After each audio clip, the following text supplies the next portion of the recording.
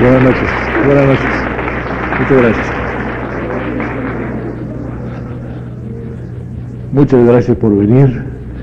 Esta noche vamos a evocar la vida y la obra de quien ha sido considerado el personaje integral, la plenitud del Renacimiento, puesto que no se renació solamente en formas de belleza o de grandeza, sino también en espíritu de investigación científica. Y por ello Leonardo es considerado no ya la figura más equilibrada, más integral del Renacimiento, sino una de las figuras más plenas en la historia de la cultura. Seguramente tendríamos que remontarnos hasta Aristóteles para hallar una semejanza. Él nació en el poblado del que llevaría el nombre, en el poblado de Vinci, cerca de Florencia, a mitad del siglo XV. Su nacimiento fue, por decirlo, con la calificación del tiempo, ilegítimo. Fue hijo natural del señor de Vinci, un famoso magistrado, pero no de su esposa, sino de una sirvienta en la cocina del palacio. Tenemos pues, como en el caso de la orfandad prematura, tanto de Rafael como de Miguel Ángel, un cuadro inicial conflictivo, agudizado por el prejuicio de la bastardía,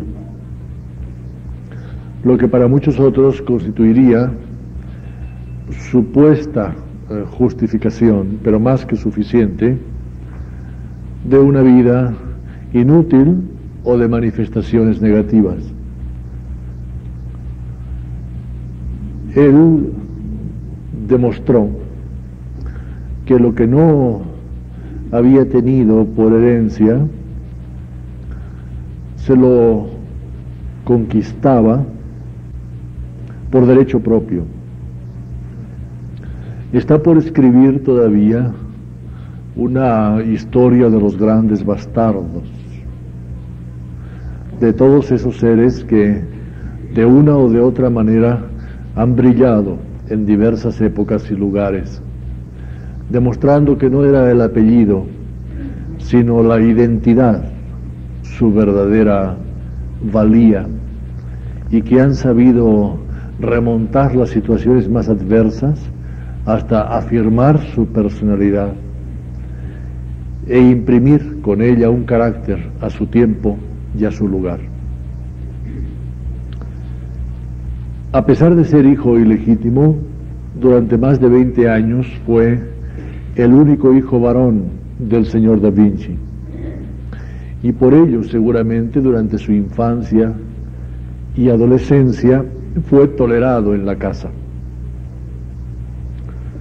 Tolerado a cambio de la expulsión de la sirvienta Caterina, a la cual se supuso exclusivamente culpable de lo que había ocurrido, a la cual se obligó a casarse con un campesino ignoto, y a la cual se condicionó para que jamás regresara al castillo, y mucho menos intentara no ya conocer, sino ver al fruto de sus entrañas.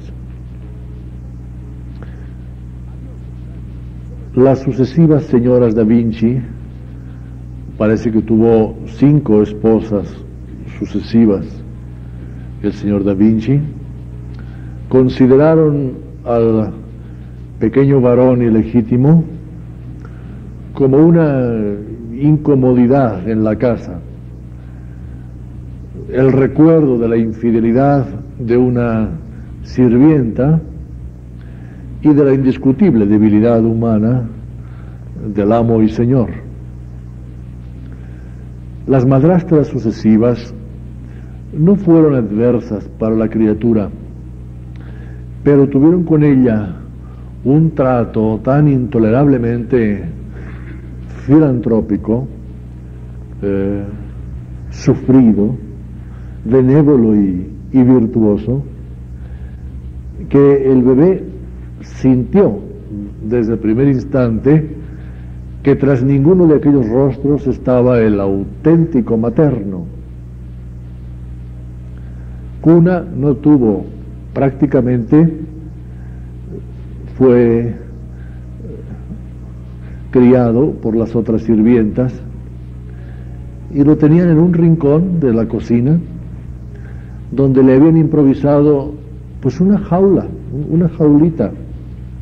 Ahí lo amamantaron, ahí lo hicieron de nodrizas y ahí lo cuidaron, y hasta el fondo de ese laberinto descendía de vez en cuando la señora de la casa con una sonrisa cristiana, pero con un ceño fruncido y una mirada desdeñosa y la mueca del desprecio cerrando sus labios. Y qué bueno, porque gracias al desconcierto que provocó en aquella criatura la feminidad, la necesidad de escudriñar no el rostro, sino a través del rostro, para saber cuál era la actitud anímica de cada una de aquellas mujeres, y sobre todo para descubrir cuál de ellas podía ser la verdadera madre. Gracias a ello despertó el estudioso de la naturaleza humana y el investigador científico, desde investigador de la antropología hasta el sutil psicólogo. Porque a veces, a pesar de todas las prohibiciones, la sirvienta, la ex sirvienta Caterina, sí se arriesgaba a llegar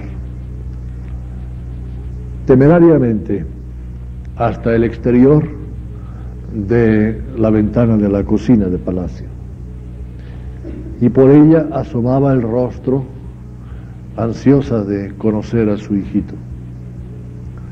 Y aquella criatura, antes de poder hablar o pensar, pero sintiendo ya emotivamente, ardorosamente, contemplaba aquel rostro tras los cristales, mudo, tan amoroso como dolorido, pero indiscutiblemente el auténtico rostro, el rostro de la maternidad, el rostro que le hacía sentir a él que no era un intruso en la humanidad, y que naciendo de mujer no se entra por puerta falsa, que no existe tal ilegitimidad más que en los papeles de los magistrados.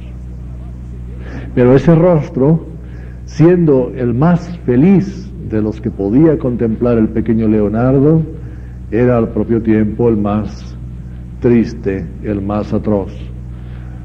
Los ojos, quizá, brillaban de alegría, pero la boca estaba cerrada